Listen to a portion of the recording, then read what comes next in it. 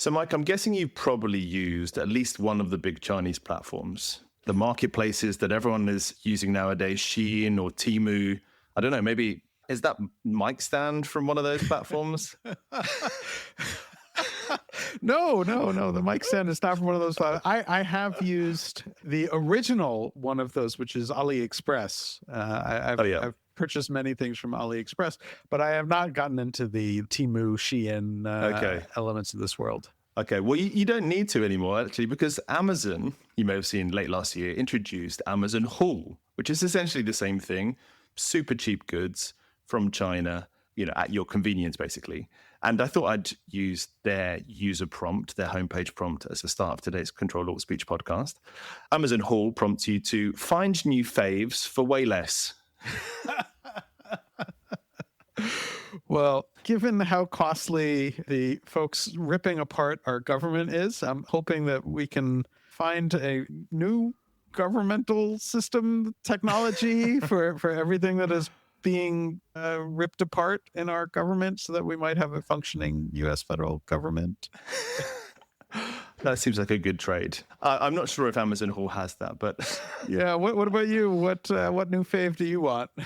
Well, I'm actually in need of a new hat. It's pretty cold over here in the UK, so I'm going to buy myself a new fave from Amazon Haul. Maybe the logo that says Ctrl-Alt-Speech. We make sense of the chaos. There we go.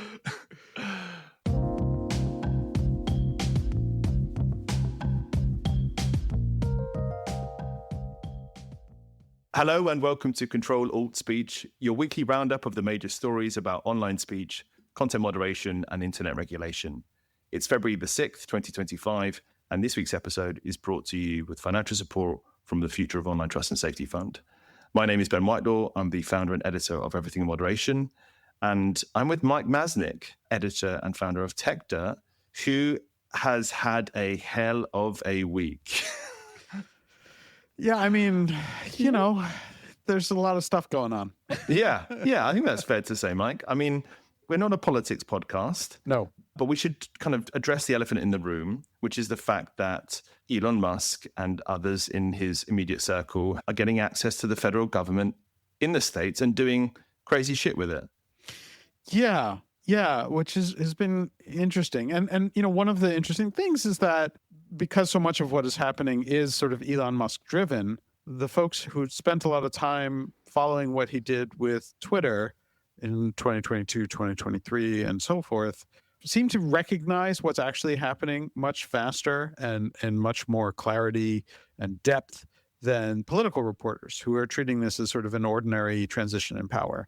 And I think the best reporting on it has really come from Wired, which is famous technology magazine, old school technology magazine, and some of the other tech reporters as well, who actually have a deeper, better understanding of Elon Musk, the way he works and what it is that he's doing and how incredibly crazy it is. Because as folks will remember who followed this stuff, I mean, he bought Twitter and he had every right to do this, but he went in and just very quickly made it clear that he had no care and no intellectual curiosity to learn how things worked, just assumed that he knew how it must work, was wrong on almost all of those things, but just made a whole bunch of very, very quick decisions, fired a ton of people, broke systems, ripped out servers, and just assumed this is all stupid. Nobody was here before, was smart. They were all, woke idiots, and therefore, we can just rip stuff up and nothing will go wrong.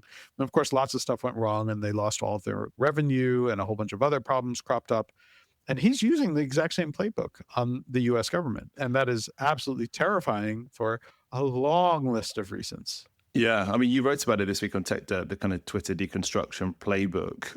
I mean, we could spend hours and hours talking about just that single story. We're going to try and branch out a little bit because it has been covered so extensively. But just talk a little bit about what it's been like kind of writing on TechDirt this week, because you have seen this huge increase in readers. And we've seen a bunch of people come to old episodes of the podcast and listen to that. Last week's episode with Renee DeResta was one of our largest yet. So just talk a little bit about what that's been like from your own perspective. Yeah, I mean it's been overwhelming and crazy. I'm working on less sleep than usual and just trying to keep up with everything. I mean, there's way more stuff than anyone can possibly keep up with. Even like a larger newsroom will have trouble keeping up with this stuff, but it's been fairly overwhelming and sort of trying to figure out which of the things that the traditional media is having trouble sort of putting into context and figuring out, can I take that and put it into context and speak to experts and find out what's really going on and then figure out how to explain it in a way that makes sense.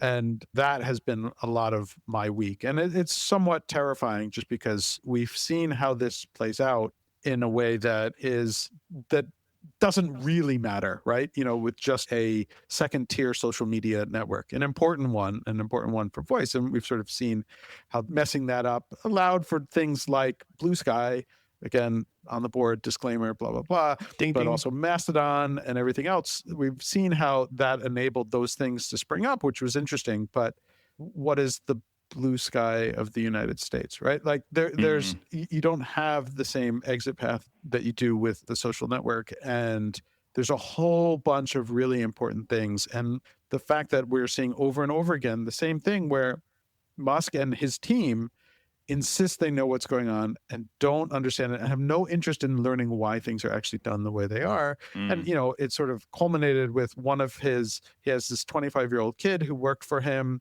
who was given, first of all, terrifyingly enough, any access to the Treasury Department's payment system, which is a non-political thing. It was run by a guy who had worked there for 40 years and who was somebody in the former Trump administration said, he was, at no point did I have any sense of what his politics were because his job there is to be the sober person in the room.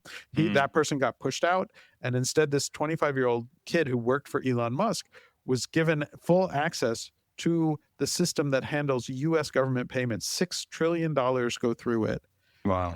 And was apparently given write access to it. It's this old system that is, using COBOL code, and the kid was making changes to it without testing it. There are all these terrifying things that could go wrong. The system is set for migration this week. Nobody knows how that's going to work. This morning, a court stopped them and said that they have to have read-only access, which is already terrifying enough. So he can't write to it anymore. And I've seen reporting saying that the write access has been turned off. But this is terrifying. It's not Twitter, right? Like you could break Twitter and the world will move on. You break the entire United States and the world becomes a very different place. Yeah, and you're right. There's eerie parallels between what he did at Twitter X, going in, firing the whole trust and safety team, getting rid of the kind of adults in the room, and what he's doing here within the kind of Department of Government Efficiency. And this will probably be out of date by the time this podcast goes out. But like, what are you thinking will happen in the next kind of 7 days? Like by the time we next record, like what are you kind of expecting will happen? It's just more craziness, right? I mean, we don't know, right? I mean, the other reporting that came out last night was another, Musk employee, a kid, was basically put in charge of controlling the systems from the NOAA, which is, oceanic and handle weather stuff and all of these things. And then everybody who works for NOAA was given an order not to communicate with any foreign national. Wow. Which that's what they do, right? They have to communicate with other people about weather patterns and things that are happening. And are there hurricanes in the Caribbean? Is there a typhoon in the Pacific? Like all of these things, that's their job. And you have these kids who think they know everything. I mean, at one point, some idiot on Twitter X, whatever, was saying, oh, Elon Musk is so brilliant. The first thing he did was come in and say well, we have to see where the payments are going. No one has ever thought that. What do you mean no one's ever thought that? Of course they've thought that. There's all of these systems in place. They just act as if everybody else must be an idiot and they are the only ones who think of these things. And what the reality is they don't understand all of the different reasons why things were done. And, is there waste in government? Of course, right? Is there fraud and abuse in government? Absolutely. But there are reasons why systems are in place. And if you're going to change them, you have to understand them first. And there's no interest in that. There's not coming in to try and find out why are these things in place? The only interest that they're having, and again, there's like this 19-year-old kid who recently graduated high school who was going in and demanding people explain their jobs, but not to learn from them, but to see whether he could fire them, basically. Wow. I mean, the whole thing is just, it's so scary. Yeah, there's something very apt about the United States not knowing, figuratively and in real terms, when a typhoon or a hurricane is going to hit the country because of an edict that says you can't speak to foreign workers abroad about this stuff. I think that is insane. I would also just, shout out to the media organizations, as you say, that have been doing this work this week. I mean, we cover a lot of their work. We analyze a lot of the reporting that comes out of outlets that you've mentioned. And obviously you do a lot of writing yourself on this, Mike. So I think it's worth just, shouting out those guys for covering this in a really crazy time. And also we spent the best part of 2 hours prior to recording trying to figure out what stories to cover and how to make sense of it for listeners. So it's been a crazy week or two, and it's likely to be like that for a while. So that, I think, probably is a point where we can dive into a part of the US government, Mike, that we've touched on before, and somebody we've come back to time and time again on Ctrl-Alt-Speech. Before we do that, did you know that Jim Jordan is a 2-time wrestling champion? Unfortunately, I do know that. Do you? I was reading his Wikipedia and I was like, yeah, this guy's got range. Well, the history, though, is right. Like, he became famous before he was elected to Congress. He was a wrestling coach in Ohio. But there was a huge scandal of abuse involving his wrestlers that it is reported repeatedly that he looked the other way on and was aware of. And these are like one of the scandals about Jim Jordan is how under his leadership as a coach, there were some sexual abuse scandals that he never took responsibility for. So yeah, he's, Okay, there's a pattern. Let's say there's a pattern. Well, yeah. He's in the news this week again for a letter that he sent to the European Commission's Henna Virkkunen, who is the kind of tech boss in the EU and took over from Thierry Breton last year. This is one of a number of letters that he sent the EU over the last 6 months or so, Mike. But it represents a bit of a change in tact. Talk us through kind of what you read about the letter. Yeah, I mean, I don't know. Is it a change in tact? I don't know. I mean, there's like, it basically is, screaming at the EU about the DSA and how it is a censorship bill. And I mean, if you've listened to me on this podcast and on Tech Dirt for the last few years, like there's some stuff in here that I'm concerned about the DSA and how it can be used for censorship. And I've called out Thierry Breton and his attempts to use it. And so some of that is repeated, but this is a fairly aggressive letter, which is also in sort of Jim Jordan style. But, he talks about how the DSA requires social media platforms to have systematic processes to remove misleading or deceptive content, including so-called disinformation, even when such content is not illegal. And it says, though nominally applicable to only EU speech, the DSA is written may limit or restrict Americans' constitutionally protected speech in the United States.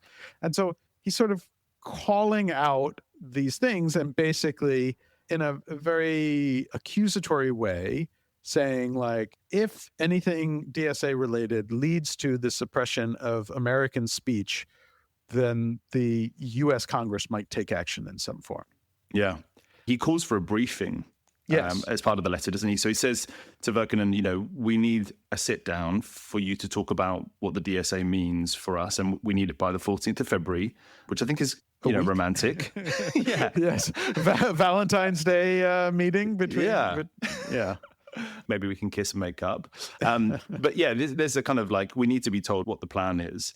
And I think that's for me where there's a slight change. It's, it's on the front foot. It's trying to demand, seize control. And I think in the way that prior to Trump being elected, there was maybe slightly less of backing from the president to do. Yeah. And I actually do think that element is really important, right? So before, even though in the House, the Republicans were the majority and therefore had power within the House, that power was limited to what the House had, right? They didn't have power in the Senate, and they certainly didn't have power at the executive branch. Now, Republicans have all three. And so the nature of this letter is sort of reflecting that, which is that the whole of the U.S. government may actually listen to Jim Jordan, rather than him just sort of making noise and being obnoxious in the way that he is normally obnoxious. Now, there was another thing which is not in the letter itself is interesting, and we talked about that. There's this sort of political article that alerted us to the letter. There's another political article, which I actually think might have been interesting if they had combined the two, which is saying Elon Musk and Jim Jordan have had a mind meld, that the two of them are working very closely together. And so suddenly you start to put this letter into a slightly different context, which is Jim Jordan doing this on behalf of U.S. citizenry, or is he doing this on behalf of one Elon Musk, who is, as we have just discussed, now sort of running large elements of the government while also running a social media platform that is being targeted by the EU and the DSA? And to whose advantage is this? And, there are all sorts of issues about conflicts of interest, but this article talks about how Elon and Jim Jordan are buddy-buddy and are constantly working with each other now. Interesting. I hadn't seen that. That's a really interesting. Yeah, I actually saw it like literally as we started recording and was skimming it during the intro here. That's how fresh this podcast is. And obviously, last year we talked at various points during the year about Jim Jordan and Elon Musk and GARM. And, yes, the reports that his subcommittee wrote about the kind of awful effects of GARM and the kind of, again, the industrial complex that was surrounding the advertisers coming away from Twitter, taking away their spending from Twitter. And so, again, there are continuations of a theme, but there is also a kind of emboldening, I think, of a message here, which is DSA and the EU, we're not happy, we need to be told what's what. The irony about all of that, Mike, is that in the very same week, yes, Joel Kaplan, who is the new global policy chief at Meta, yes, and obviously a Republican in terms of his political leanings, and the new Nick Clegg, was in Brussels, essentially defining how EU speech should work. Yes. He was on a live stream in Brussels and was declaring to a bunch of Brussels wonks about how the announcement that Meta made earlier this year around changing the policies on the platform, getting rid of fact-checking, adding community notes, was also going to be rolled out in the EU, he predicts, in 2026. And that he was ready to work with regulators in the EU about how that would work. So the timing is very funny. Yes. You have Kaplan on behalf of Meta in Brussels saying, this is how we're going to do things. We expect this to be happening in the next 18 months. And then we have also Jim Jordan requesting more information from the DSA because he feels the EU is infringing on, the way that US companies work. What did you make of the Kaplan stuff? Yeah, I mean, it is a massive step up in terms of the aggressiveness of Meta on the EU, right? I mean, we've had years now where Meta has been, I honestly think, too compliant with the EU on stuff, right? I mean, there have been different things and pushback and fines, but for the most part, like Meta has been really willing to kind of bend the knee to the EU when the EU says we're going to regulate social media these ways. The notable thing is the media reporting on it has been, it's always set up as like, the EU is cracking down on Meta, but Meta has been sort of a happy participant and really sort of embraced the DSA approach to regulation because they had indicated that they could handle it, and they sort of recognized that smaller competitors would have a more difficult time. And in fact, within the US context, Meta had been really kind of going around to both the federal government and various state houses and kind of hinting at the fact like, look, if you pass a law that's kind of the same thing as the DSA, we're not going to complain about it. And the unspoken part of that was like, look, we're already complying with the EU. We'll comply with the US ones. And we know that it'll cause trouble for upstart competitors. And that's the thing that Meta has been scared of, right? Because their growth had sort of stalled out. And you saw the rise of things like TikTok that came in that really took Meta by surprise. So their move on the political front had been, let's embrace regulations because that makes it harder for upstarts to compete. And so this is a big change. And I think this also came up in the Joe Rogan, Mark Zuckerberg interview talking about the EU and him and Zuckerberg saying like any kind of foreign regulation is the equivalent of a tariff. And we expect the US government to basically have our backs and protect and defend domestic industry, which is a very different way of looking at it. The tech industry has looked at international trade around technology and internet issues forever, right? Since the Yeah. beginning of the internet industry. And so looking at it as industrial policy and being able to fight. And so Joel Kaplan then going to the EU and basically saying this, he doesn't do that if he doesn't think that the whole of the US government under Donald Trump has his back. And we've had a couple of like weird skirmishes around tariffs in the US in the last week as well. I've been following. Yeah, which is, again, sort of outside the purview of this podcast. But like, among those things, Trump did suggest that he's also looking at tariffs on the EU. And so it's all sort of part of this negotiation. And Kaplan and Meta seem to think like, well, we can go to the EU, make our demands, and we'll have Donald Trump and Elon Musk and Jim Jordan to effectively back us up. And so for all their talk over the last 4 years about how perfectly fine and perfectly in compliance they were with the DSA and the DMA and related laws in the EU, I think they just see this as, look, we have this very stupid, very brash, willing to smash and break things person in the White House right now. Let's take advantage of that and see if we can smash and break all of these other things in a way that just favors us. And this is how we're seeing it play out. Yeah. I mean, I can hear almost the European listeners of Ctrl-Alt-Speech say, hey, actually the EU is 27 states and almost 500 million people. Naturally, Meta is going to have to kind of negotiate in the way that it has done in the past, So I think there's that. But you're right that, there has been a compliance there, to use a term that kind of Daphne Keller has been using increasingly, because there are competitive benefits to doing so. And that seemingly changed. The other thing that was interesting to me was how there was a note in the reporting on Kaplan's comments about the code of conduct, which we've talked about in the last couple of weeks as well. Yeah. He was referring to the AI Act code of conduct that's accompanying the official legislation that was passed last year and that came into play this year. There's apparently a code of conduct that sits alongside that, which is additional voluntary obligations that companies can sign up to. He's basically said that we're not going to sign up to those. Yes. And it made me think about the fact that we have the hate speech code of conduct, the disinformation code of conduct, one of which has already been subsumed into the DSA, the other which is likely to be subsumed into the DSA, and how, again, the relationships are becoming much more tense, much less about voluntary agreements and signing up to stuff willingly, and the hammer of regulation being used instead. Yeah, this is all uncharted territory in lots of ways. And I obviously, part of my role on this podcast is to be the critic of EU regulations. Because I have my concerns about EU regulations. So I'm in this weird position where I'm reading some of this stuff and it's like, there's this kernel of truth within the complaints that the American companies have with the EU regulations. They're complaints that I have made about these same regulations. And so there is this truth, but they are not doing this for honest and good purposes, right? This is just like a smash job, right? Like we're just going to break these things because we have the opportunity to. And honestly, I'm torn because like, would I like these laws to be better? Absolutely. Do I have concerns about how these laws work? 100%. I've been calling them out since the DSA was first being discussed. And those concerns still stand there. But I am perhaps equally, maybe more concerned about what happens if the EU caves to these demands. Yeah. Because that will embolden them to go further and do more and make things even worse. And so, again, this is part of my distress. Yeah. This is what's at the heart of this week, right?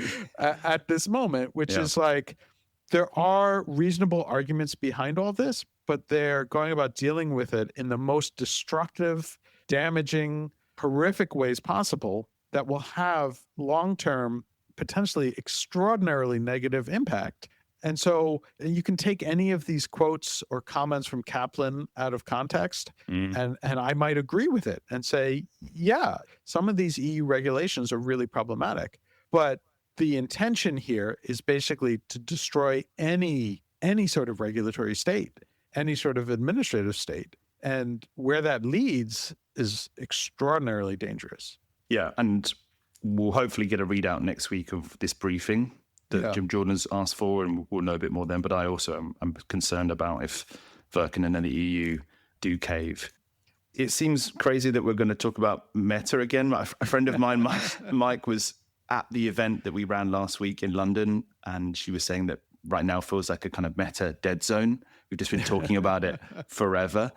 And in some ways, today's kind of second big story is a continuation of that theme.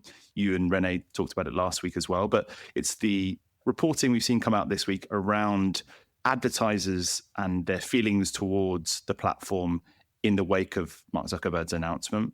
Yeah. A couple of news stories from DigiDay and from Marketing Week, essentially saying that within the kind of advertising ecosystem, there's been really no discernible impact on spending by major players.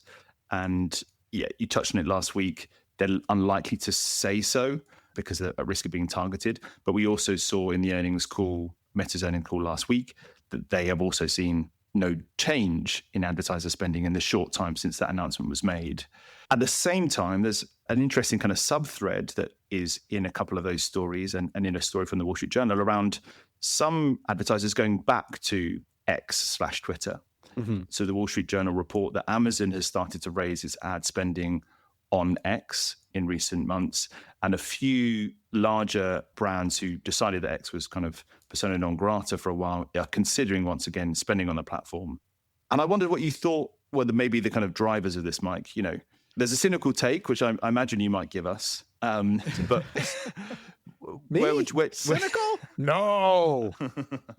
Where do you see these shifts happening? And when do you think we'll know fully whether, you know, the question of whether brand safety is still, you know, alive and well? Look, so much of this is just sort of marketing, right? I mean, it's for show. Brand safety is still a thing. Brands matter, right? And if something bad is happening with the brand, that harms the bottom line, and every company will react that way. The major difference, and this is what we discussed last week with Renee, is that companies aren't going to talk about it. And so it's not a surprise to me that companies are taking a wait and see approach. I mean, you and I talked about this last month at some point around the ROI on Meta ads is way better than anything that they ever were on X. And so they're important as a part of strategy. And so I think a lot of companies and a lot of advertisers are concerned about this, but it was one of these things where it's like, well, let's not make a big show of this because that leads to attacks from Jim Jordan and Elon Musk and potential lawsuits and all of this stuff. So let's take a wait and see approach. Let's see how this actually plays out. We don't need to make a big stand.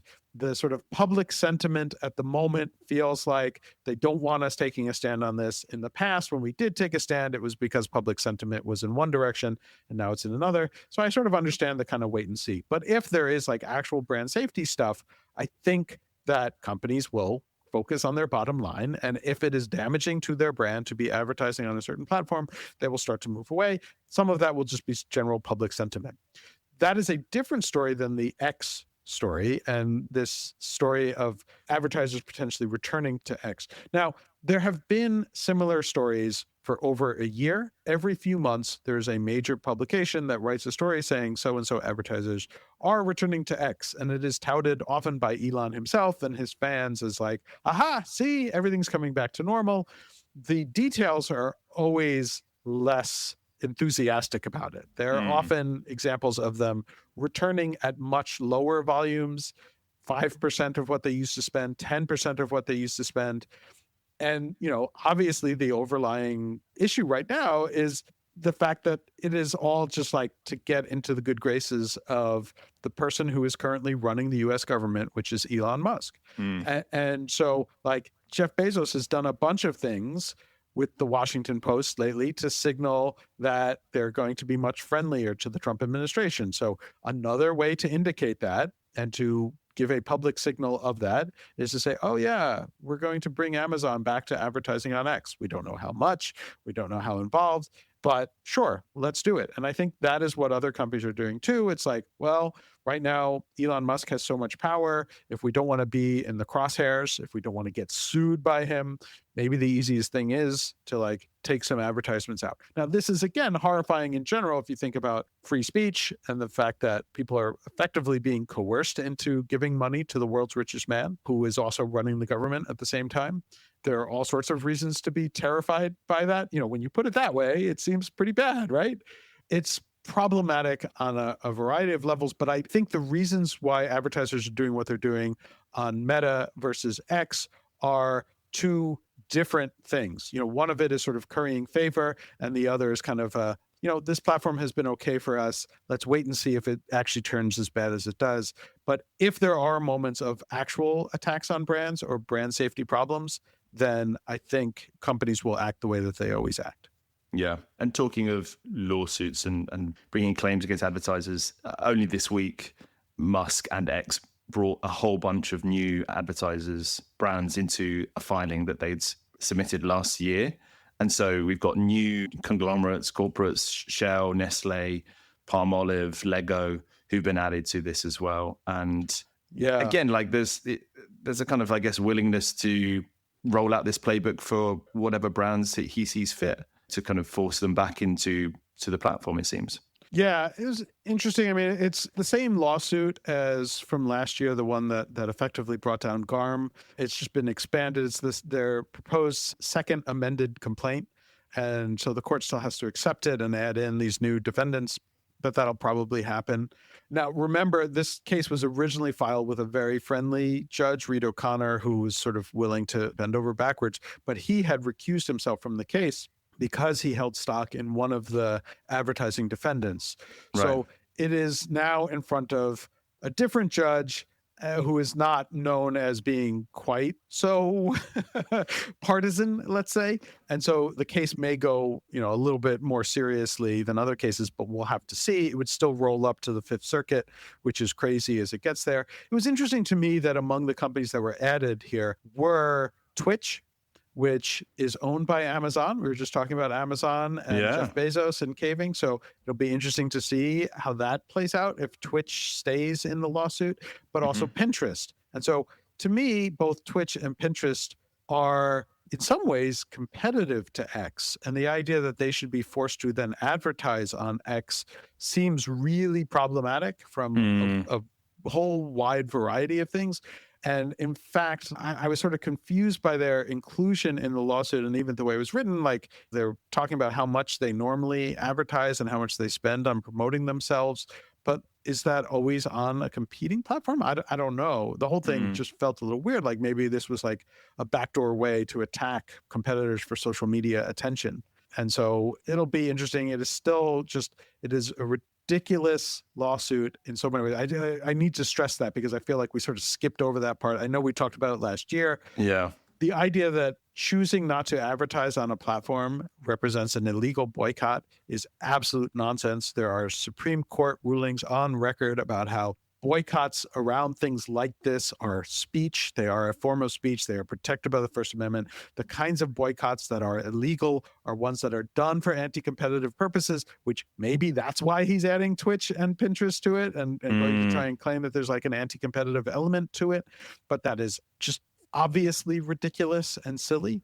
And so we'll have to see. I'm hopeful that before a more reasonable judge that quick work is made of this case and that it gets dismissed quickly. But then, of course, it'll be appealed to the Fifth Circuit where anything goes. Yeah. Okay. So, yeah, we will see how this pans out. I mean, I for one, might wonder to what extent we're going to see a big brand safety event like we did in the mid-2010s.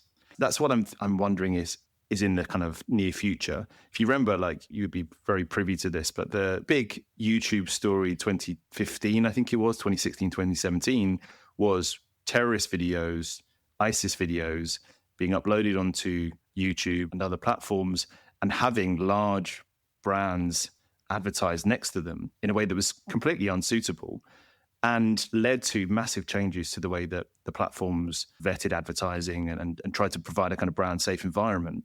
It feels like we're going down a similar route. It feels like there's going to be a similar kind of event like that, but it does rely, as you mentioned, on media reporting it in a way that is kind of nuanced and recognizes that, this is happening. I wonder and worry actually that it's going to get lost in the noise of everything else. Yeah. That this is no longer something that we can expect from platforms. That if you want to advertise in a way that allows your brand to sit next to content that is, not egregious and not harmful and not, offensive to users, we've kind of lost sight that that's even possible. So yeah, it goes back to your point earlier about how the reporting of the likes of 404 and and other tech sites who really do good work here is going to be so key over the next few months, I think.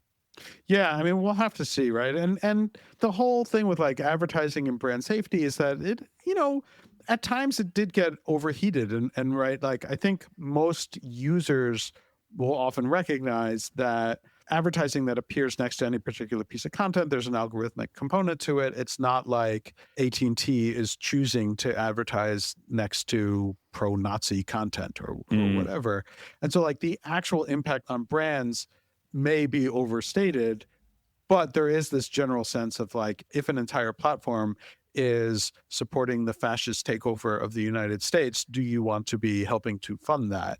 And that is the type of thing that could boomerang. And, I remember going way back into like early 2000s where there was this big freak out of a programmatically delivered advertisement for a set of steak knives or something showing up. I think it was on the New York Post next to an article about a stabbing. And right. that was like the beginning of this, like, oh, when we have these algorithmically driven advertisements, they might show up in a way that it feels inappropriate, and then the media can mock it, and then the companies get all worried because they're like, we don't want to be responding to media requests about how come our knife ad is showing up next to a stabbing.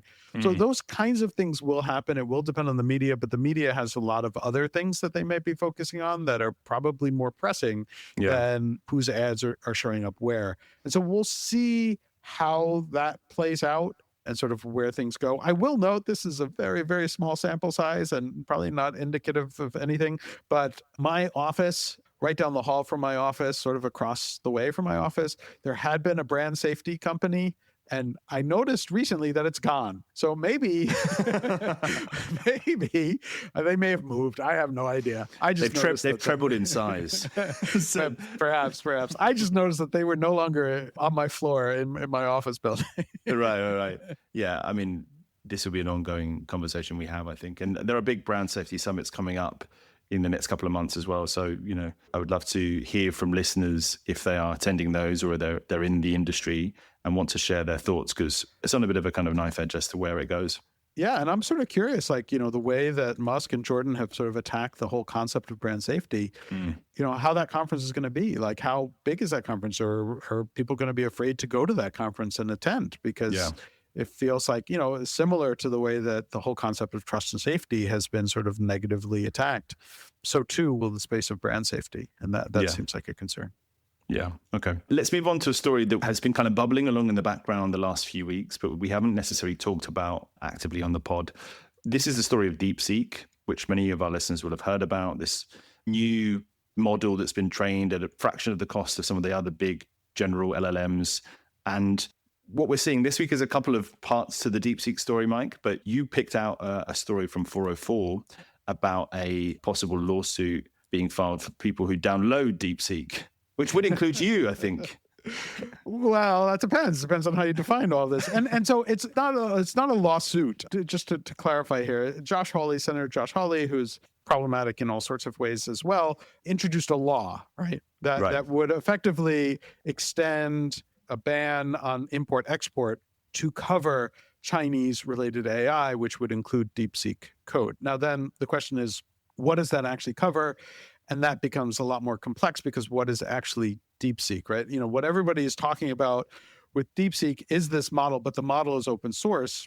But also DeepSeek itself as a company offers a hosted model just like ChatGPT or Google Gemini or whatever that you can go log into. But because the code is downloadable and you can run it, there are lots of people who are running it on their own laptops, if you have a powerful enough laptop, which is actually not that powerful.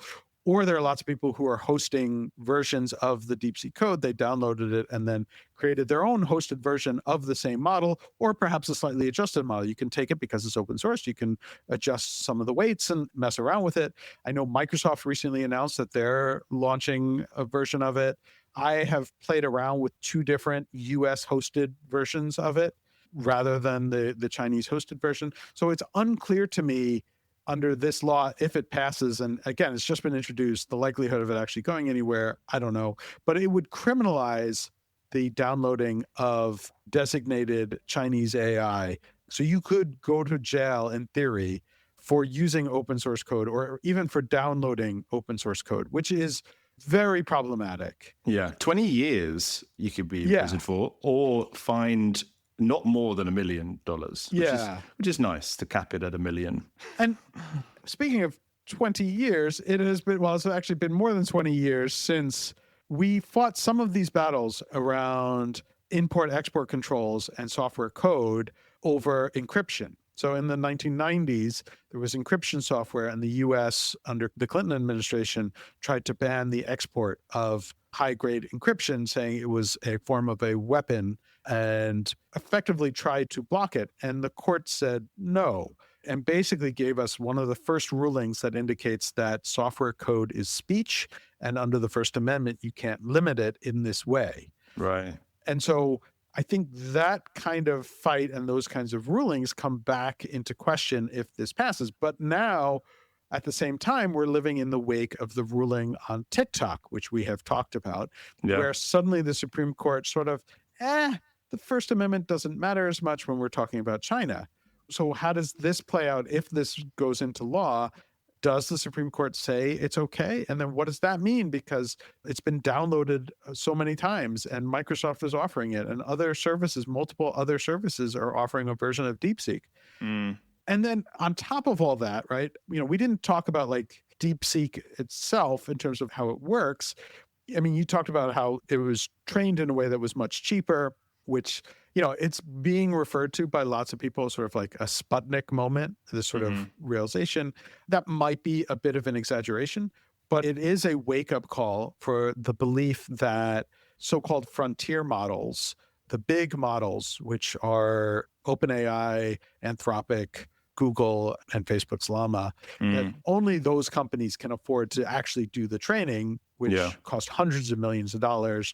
Whereas DeepSeek's basically saying we could do this with cheaper GPUs because the US already bans export of the powerful GPUs. And, we can make this model a lot simpler and a lot lighter. Now, I'll note just as an aside, because it'll come up no matter what among commenters, OpenAI effectively claims that part of DeepSeek's secret sauce is that they distilled an OpenAI model. Not going to get into what distillation is, but it is an important element of sort of how this model was trained. And we know that they used distillation. They admitted that. The question is, did they do the distillation on OpenAI's model? And then what does that mean? Does that violate a contract? All those things, like, we're going to leave that aside. But the model itself is very lightweight, very cheap to train, and then incredibly powerful in terms of what it does. And as I mentioned, I've been playing around with it, and it's a really good AI model. It's very impressive. It has limitations. The default model has somewhat famously been directly coded in a very, very obvious, clunky, and awkward manner to not talk about things like Tiananmen Square or Taiwan sovereignty. And, some of the people who have downloaded versions and run them locally have figured out how to extract those restrictions from it and get the code to actually comment on reality properly. But there are some concerns there. And then obviously also there are some other concerns. And I think you had found this report on a study on DeepSeek.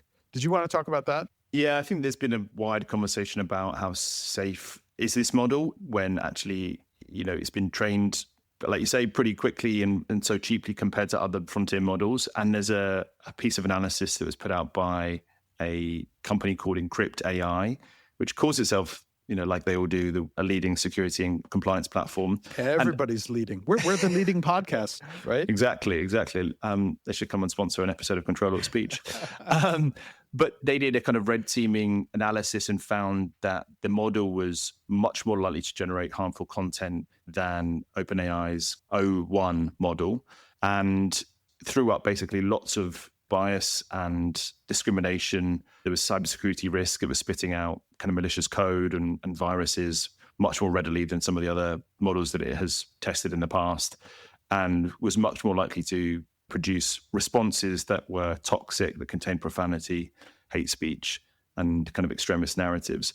So again, the trade-offs between producing lightweight models that are very kind of agile and can do things very quickly, and the safety side, which obviously some of the big frontier models have had to focus on because of the companies that they're coming out of, is an interesting dynamic that we're seeing, and I think we'll continue to see play out.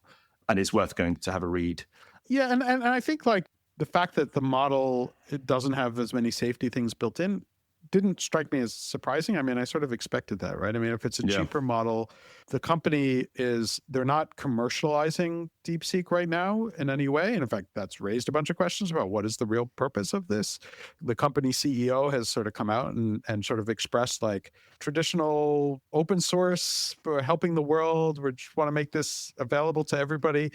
People question how, truthful that is. There's the argument because it's attached to a hedge fund that maybe they were doing this to short sell a bunch of American companies that may have lost a lot of money when DeepSeek suddenly became popular. There's all sorts of conspiracy theories. Who knows what the reality is?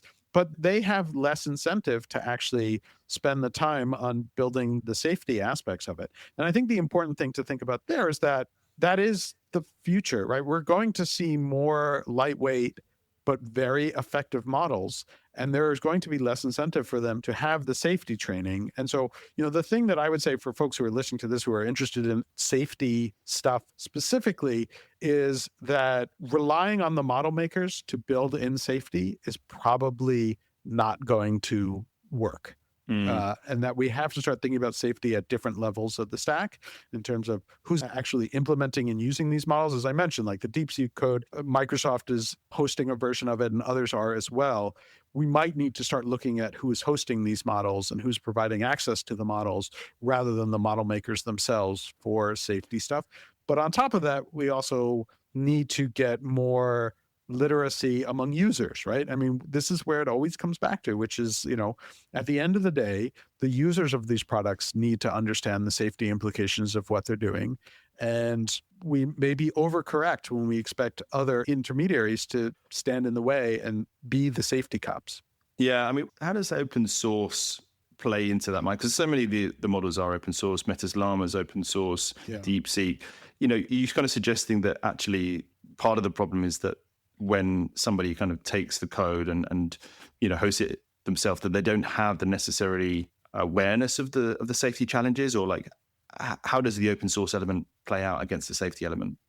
That's a trickier question to answer than you would like, right? So like open source in the AI world is also slightly different than open source elsewhere, right? Yeah. So open source AI models, we still don't know the training data. It's not like, open source code in most contexts is you get access to all of the underlying code. With the AI models, it's the weights that you're getting access to. And so you can implement it yourself, but you still don't know the underlying how it was trained. And so like what biases were built in. You still have to discover that separately. And then you can adjust and change some of the weights yourself to maybe deal with the safety aspects, or you can add an overlay or filters or other things along those lines to deal with the safety questions related to it. But you're dealing with multiple different things, right? So the underlying training is still a secret, right? This is why OpenAI came out and accused DeepSeek of basically building off of their own work. And so again, it's just a question of like where and how do you insert safety related features, and it could be in multiple places, and how that's done we'll see. Whereas like really at this point you have Llama and Meta who are trying to build in safety, or at least were, maybe now with the new super enlightened Mark Zuckerberg, they will stop those practices. I mean, you had other open source models. There was Mixtral, which came out of France. But they've moved from open source to a more closed source approach as well. So this is all sort of in flux right now, but we'll see. But just the fact that DeepSeek was able to do what they did means it's almost certain that we're going to see more open source models that are released, that are powerful, that are way cheaper than the existing costs of the frontier models, and are going to lead to some changes to how the market is viewed. And there will be tremendous temptation to make use of these models if they're much cheaper to use on a just use basis. So where the safety aspects come in is going to be a big deal and something people need to think about. Yeah. I'm waiting for the story, the first story where DeepSeek is used for some sort of giant, I don't know, attack on the US federal government. Yeah. It's Something like that will happen. Absolutely. Yeah. You know. Yeah.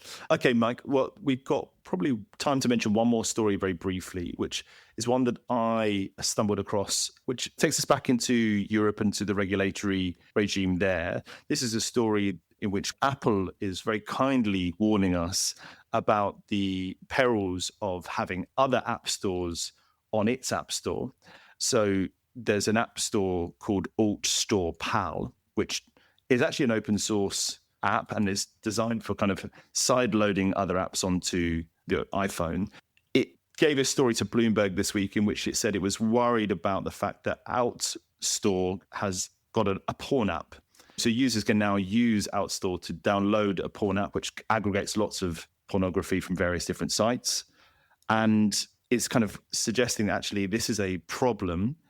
For context, last year and over the last few years, Apple's come under fire from under the Digital Markets Act, which is suggesting that actually Apple has a dominance in terms of the marketplace for apps.